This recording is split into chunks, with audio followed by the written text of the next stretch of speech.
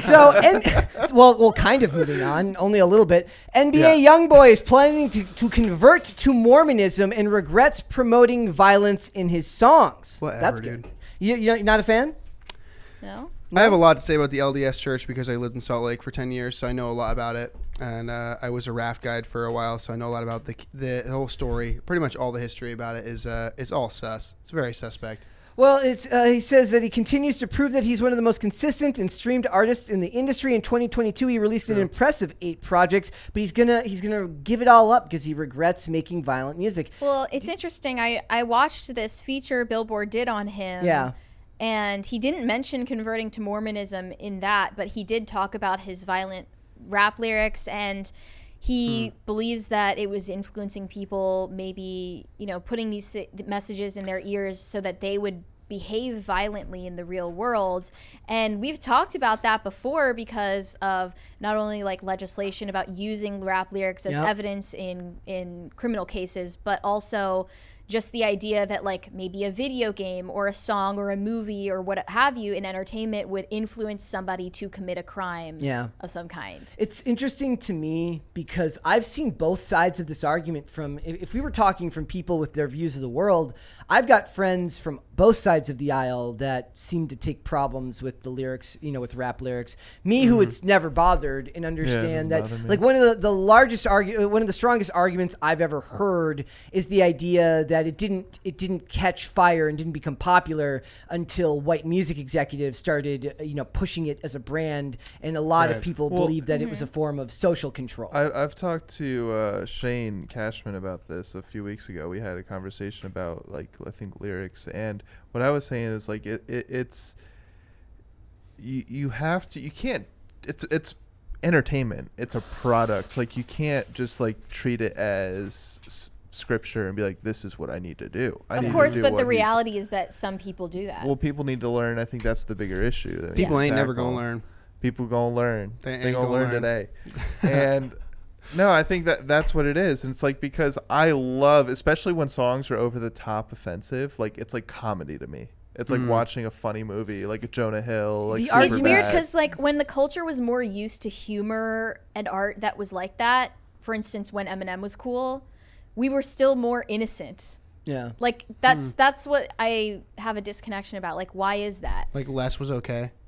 You know what I mean? There was less you could just get away with in a sense, or what do you mean? I feel like people, Less even in was the normalized? 2000s, the 90s and 2000s were more innocent, but at the same time, offensive humor, raunchy humor, stuff like that. You was understood what a still joke was. allowed. Right. You understood what a joke was. And I think that all goes back. Distinction's been lost. It goes back to not giving people the benefit of the doubt. You do not, when somebody says something offensive now, you don't give them the benefit of the doubt that it's a joke. You take it for the worst possible interpretation of what it could be. I think a lot of that comes from internet communication, meaning that I could have the exact same discussion with someone online and in real life, and the tones would be considered completely different. I was just going to say, it's freaking ridiculous that there's no cursive font. Some people use when you're online, there should be a universal font. People don't know for how to every read platform cursive anymore. Not necessarily cursive, but it's a distinct font that shows that you're being sarcastic. Oh, I mean, you should just there put are /s at the end tone of indicators. everything. I'm against even the tone indicators because it's if you don't get the joke, then you don't get the joke. It's not the end of the world. But I think that plays a huge role in why everyone's so defensive. So we can complain about that, it's stupid that they don't get the joke. But what would you rather have? Would you rather make fun of the people for not getting the joke, or would you rather have a society where people were actually open to understanding the interpretation more? The problem is a lot of people are so quick to anger that they might not even notice the /s or the eye roll emoji is a strong one that you can use as well if you're trying to indicate sarcasm. Well, that's it's funny because emojis have even been ruined with the skin tone thing. Yeah, totally. I was gonna say that's part of the reason TikTok is so popular. Yeah. You could argue the algorithm is addicting and keeps you on there and keeps you hooked, but it turned to what was popular about Twitter: short form messages, quick to the point. and made videos out of it. So now you can convey emotion. Still doesn't. I And- still don't think any of this means that lyrics cause people to be violent. I think it reinforces a culture to a certain extent. But what do? Like, it's their right to self-expression. They have every right to describe. This is the argument that I got in with a friend of mine who's basically saying that it shouldn't be allowed, which is funny too because he and me grew up listening to rap music together, and he's kind of come in this weird circle where he's now like he's like the stuff is bad and it's bad for the culture, it's bad for this and that. I'm like, okay, you might be right, but his individual right to make that music supersedes, in my opinion, what it means for the Right. culture. He's arguing it should not be legal. Because I mean, I don't know if he was saying legal Which or if he then was would saying that Well, more- did they- necessitate enforcing it Which with is- violence. I was gonna say they would have said that about the electric guitar when it first gained Yeah. popularity, which is insane. You don't want to put You more know, power it's into the devil's music. I was against the idea of them being able to use rap lyrics to prosecute crimes. I think that's disgusting. Like, I don't think that's fair. I don't know. If you to say the something artistic hyper process. specific- Well, that was pretty like if you're talking about, was it Bobby Shmurda?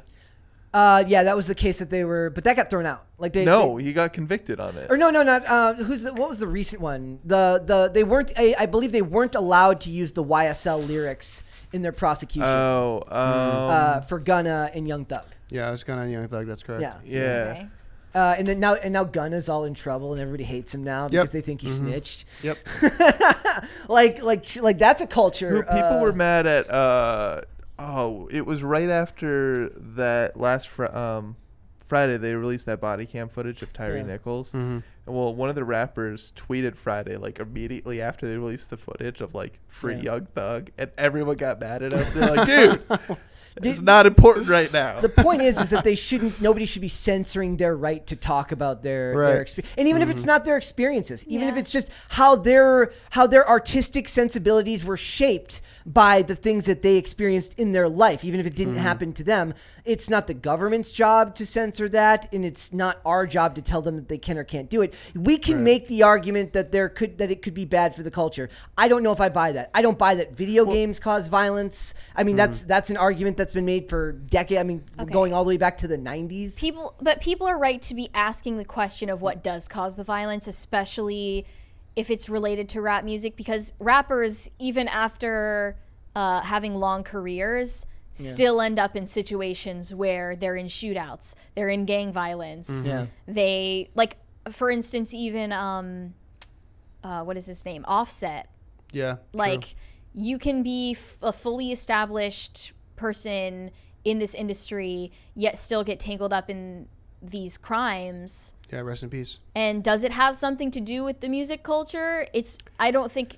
I mean, not worth asking. Maybe, but I'm not Tucker Carlson in the 2000s for asking. Right. But maybe, I mean, like, for instance, like one of my favorite DJs from back in the past, like in 2013, I'm like, the name is blanking right now.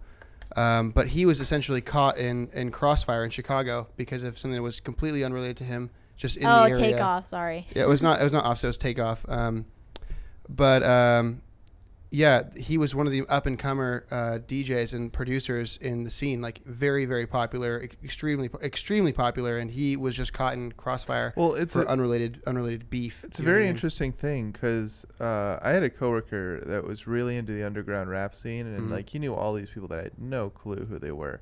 But you'd constantly be like, "Oh, did you hear about this story? Like so and so died," and then like 2 days later, "Did you hear about this story? So and so died," and it's almost like what you're talking about, the music has an impact on like the underground rap scene. Like the listeners, the general public, they know it's ridiculous. The people who have made it, they know it's ridiculous. But you've got this weird subset of people that like it is their reality. Like, oh, I have to be the best gangster out here. I have to like flex on people. I have to show up. When taking it back to NBA YoungBoy, when I watched this interview, I was actually really surprised at his demeanor. He's like a very timid, meek, soft-spoken person. Yeah. And he seems almost terrified of like his own career and his own life. And he said in the interview, like, he's absolutely terrified of other people, and he has a very closed social circle because of it.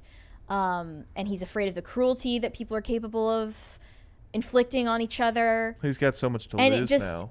that his personality clearly isn't reflected in the content of his music. Yeah. So that's why he's changing it. And I respect his desire to change it. I disagree because there's another rapper, J. Cole, who has a lyric, and it's like, everyone's a killer when you push them to their limit. He's capable of being a genuine, calm, expressive artist, just as he's able to be the party guy that's completely unhinged and will come after you. I think, and that's the beauty of being an artist, is you have that variety. Plus, it runs the gamut. Like, if you listen to something like Two Live Crew, and then you end up with something like Spice One, which has absolutely abhorrent lyrics that no rational person would have ever taken seriously. Right. Someone said it's the low vibration in rap music. I just read that. It causes low vibrational energy. Mm-hmm. I think there might be something to that. I mean, because it's not just rap music. Like, when I put on like really, like, I tell Serge all the time that I love like hard, heavy dubstep, and it's like very low like notes, bass heavy. Yeah, it's like and it's like, dude, it's like drinking like espresso. It like hypes you up, you know. So like, there's something there. It's doing something, and it's not lyrics. That's a completely instrumental. Yeah. I don't know. Like, I mean, bass is in everything though. Like, bass is in my voice right now. It's just a frequency. So it's like, I think like dubstep in the American usage of the word is very different than like the usage of the word in like a UK terminology. Even like drill music in UK drill is very different than American drill music, and etc. It's influence. It's similar, but you know, they're removed. They're different things. Do you guys think there are subliminal messages in songs? No, but I believe the frequency thing. I think, As far as vibration is concerned, yeah, you can only really feel vibration up to like 120 or 140 hertz, anyways. I think, and then consciously you can't really feel. Yeah, then I guess there's maybe something to that. I don't know. I have to ask Ian. Ian's the expert. Have you ever heard a really high pitch and it just like it hurts, not your ears, but like literally like hurts your core?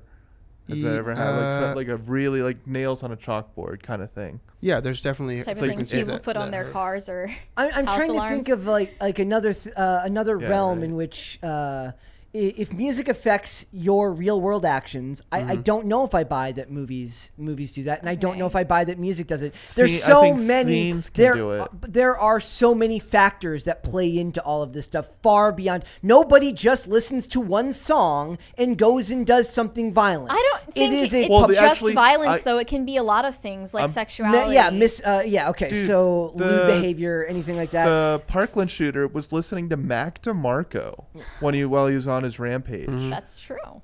So it's like, did Mac DeMarco ever speak on that? I hope he didn't, because what would you even say? What would you say? Like, what would you sorry? say?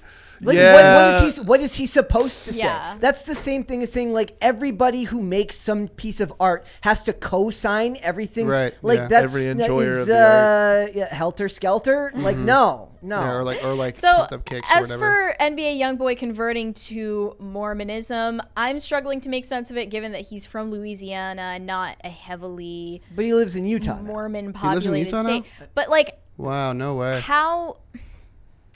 I don't know. It just doesn't seem like the move that makes sense. In what way? Like, given does. American culture, like the most prominent sect of Christianity is like evangelicals, right? Yeah, but I'd immediately push against. But he said considering- he was under house arrest in Utah and came into contact with members of the church that imprinted on him, basically. And That- to that- clarify, I Yeah. personally don't think Mormonism is a Christian sect. Fantastic. Thank you for clarifying. He says, appreciate I'm at a that. point in my life now where I just know hurting people is not the way, and I feel very manipulated even at this moment. I was set on being the greatest at what I did and what I spoke about. Man, I was flooded with millions of dollars from the time I was 16 all the way to this point, and I woke up one morning like, damn, they got me. They made me do their dirty work. Man, look at the S these people that I put in these people's ears. What is it about Mormonism that is attractive to somebody who's had this life experience? I think it's the radical change. Yeah, is. a lot of rappers. It's so 180 to the life he Yeah. was living. Definitely. Dude, it said he put out 8 albums or something like that. Yeah. One, Yeah, how do a you lot. put out 8 albums In in a year? 2022. Here's what he You says. know? He goes. I wanted help very badly. I needed a friend, and it hit me. It was just cool to see someone with a different mindset that had nothing to do with exactly. business or money. Just these wonderful souls. So That's what proselytizing is all about. Is all about, right? Also, you guys have to check out if you guys have Instagrams, check out Extreme Mormons on Instagram. is this? It is the greatest It's so Instagram channel. It's so funny. So it's Yeah, these it's two funny. dudes, or it's 2 or 3 dudes, brother, Elder Jeremiah and Elder Matthew.